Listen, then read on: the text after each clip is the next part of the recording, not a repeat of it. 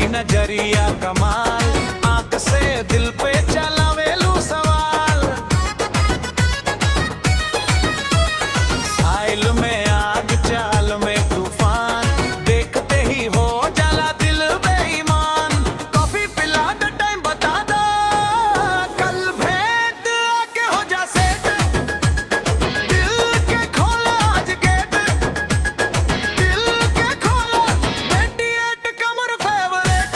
हिलावे इंटरनेट मिलके बोला हेट, 28 कमर फेवरेट। हिलावे इंटरनेट मिलके बोला।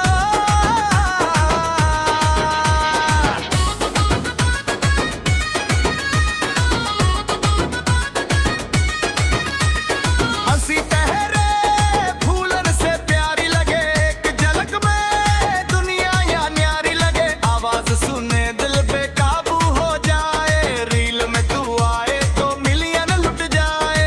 बन जा हमार ना कर अब ले, कल भेंट आके हो जा सेट।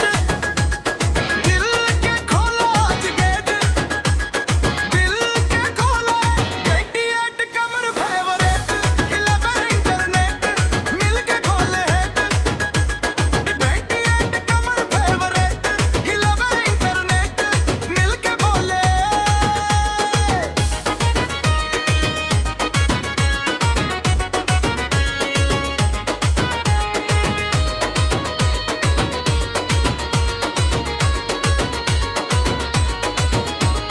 संगमरम रोर फिगर एकदम क्लास, टाइम पास छोड़ आजा मेरे पास। जुल्फ